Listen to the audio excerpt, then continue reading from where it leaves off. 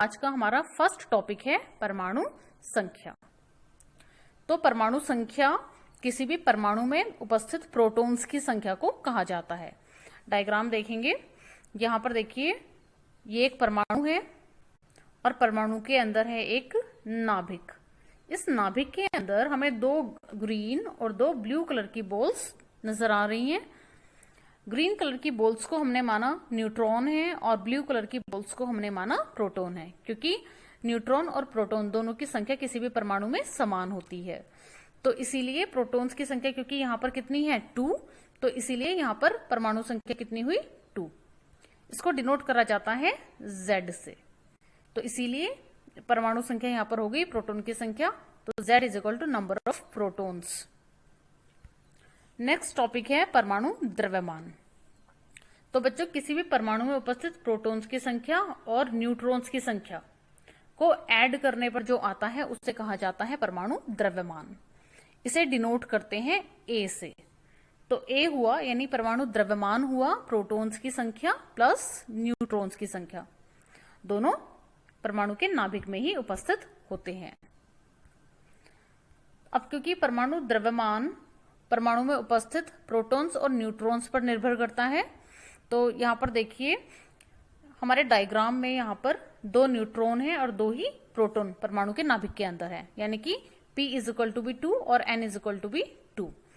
तो परमाणु द्रव्यमान होगा P प्लस N यानी number of protons plus number of neutrons. तो क्योंकि यहाँ पर P यानी कि प्रोटॉन्स की संख्या भी 2 है और N यानी न्यूट्रॉन्स की संख्या भी 2 है, तो इसीलिए यहाँ पर परमाणु द्रव्यमान हुआ 4U यानी 4 यूनिट। इसके बाद नेक्स्ट टॉपिक आता है समस्थानिक। तो समस्थानिक होता है एक ही तत्व के वो सारे परमाणु जिनकी परमाणु संख्या समान लेकिन परमाणु भार भिन्न भिन्न होते हैं। अभी हमने परमाणु संख्या और परमाणु भार दोनों समझे हैं, तो उन्हीं के बेसिस पर हम समस्थानिक को भी समझेंगे। एक ही तत्व के वो सारे परमाणु जिनकी परमाणु संख्या तो सेम होती है लेकिन परमाणु भार अलग अलग होते हैं। इसको एक एग्जाम्पल से समझेंगे। जैसे हाइड्रोजन के 3 समस्थानिक होते हैं, नंबर 1 प्रोटियम, ड्यूटेरियम और ट्राइटियम। इन सभी में देखिए प्रोटीन में परमाणु क्रमांक है प्रोटीन का 1 और परमाणु भार है 1। ड्यूटेरियम का परमाणु क्रमांक तो 1 है लेकिन परमाणु भार है 2 और ट्राइटियम का परमाणु क्रमांक है 1 और परमाणु भार है 3। तो ये तीनों समस्थानिक के एग्जाम्पल हैं, क्योंकि इन तीनों में परमाणु संख्या तो सेम है लेकिन परमाणु भार अलग अलग है।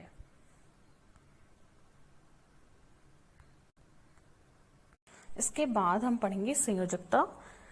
तो बच्चों, संयोजकता किसी भी परमाणु की दूसरे परमाणु से जुड़ने की क्षमता होती है, ठीक है। और हर एक परमाणु की दूसरे परमाणु से जुड़ने की जो क्षमता होती है वो होती है निश्चित, ठीक है।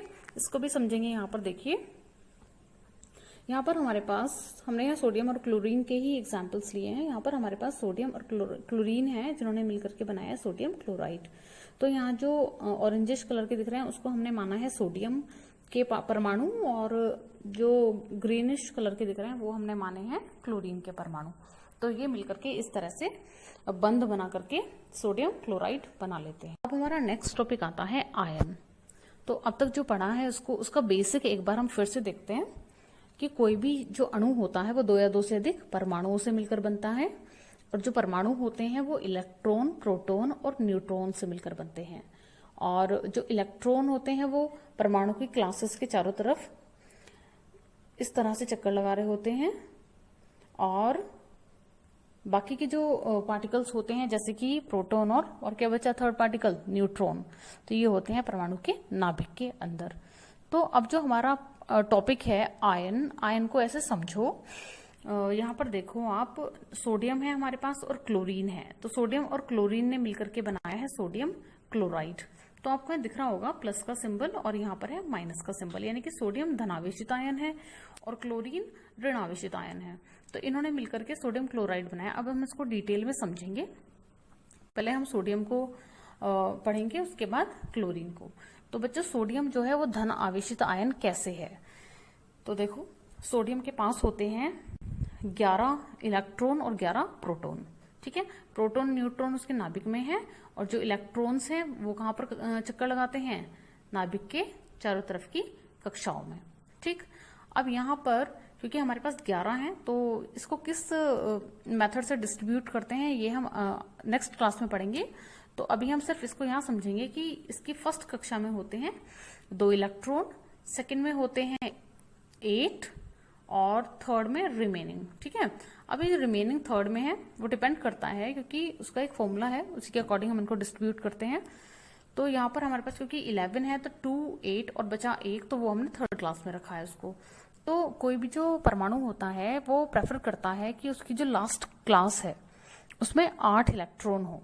ठीक है, अब वहां पर 8 इलेक्ट्रॉन करने के लिए, अपनी लास्ट क्लास में 8 इलेक्ट्रॉन करने के लिए परमाणु या तो इलेक्ट्रॉन देगा या फिर इलेक्ट्रॉन लेता है। ठीक है, तो जो लेने वाला होता है, जो इलेक्ट्रॉन को लेकर के अपनी क्लास में 8 इलेक्ट्रॉन कंप्लीट करता है, उसको हम कहते हैं ऋणी।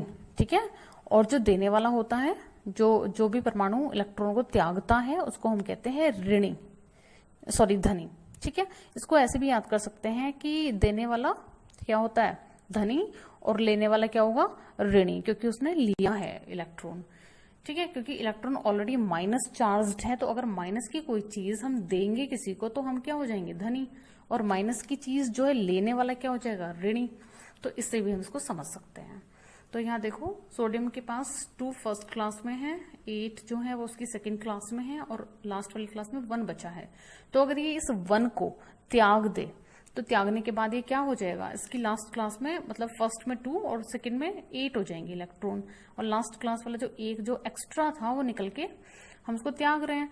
तो त्यागने के बाद सोडियम बन जाएगा धनावेशित आयन। तो इसे कहते हैं आयनों का बनना। इसको एक और एग्जाम्पल से समझो, क्लोरीन के एग्जाम्पल से समझते हैं इसको। क्लोरीन में होते हैं टोटल मिलाकर के 17 इलेक्ट्रॉन और 17 ही प्रोटॉन। ठीक है, तो प्रोटॉन न्यूट्रॉन हो गए उसके नाभिक के अंदर, और जो 17 इलेक्ट्रॉन है वो डिस्ट्रीब्यूटेड होते हैं उसकी बाहर की क्लासेस में। तो फर्स्ट क्लास में उसके होते हैं 2 इलेक्ट्रॉन। ठीक है, सेकेंड क्लास में उसके होते हैं 8 इलेक्ट्रॉन, ये देख सकते हैं आप, ये 8 इलेक्ट्रॉन्स हो गए, और जो बचे हुए हैं यहाँ पर हमने डाले हैं 7 इलेक्ट्रॉन इसके बचे हुए हैं, वो हमने थर्ड क्लास में रख दिए। अब क्योंकि इसके पास 7 है तो 7 त्यागना तो थोड़ा डिफिकल्टी है, तो इसको लेना ज्यादा इजी रहेगा। अगर ये 1 इलेक्ट्रॉन ले ले तो इसके पास लास्ट वाली क्लास में 8 इलेक्ट्रॉन हो जाएंगे। ठीक है, तो ये क्या करता है कि सोडियम से जब इसको इस तरीके से कंबाइन करते हैं, इस वाली स्लाइड में देखो, जब इसको हमने यहाँ कंबाइन किया तो इसने सोडियम से 1 इलेक्ट्रॉन ले लिया। ठीक, लेने के बाद ये क्या हो गया, ऋणी। और सोडियम ने क्या करा, इसको 1 दे दिया और क्लोरीन ने 1 ले लिया, तो सोडियम हो गया धनी और क्लोरीन हो गया ऋणी। तो ये मिलकर बन गया सोडियम क्लोराइड।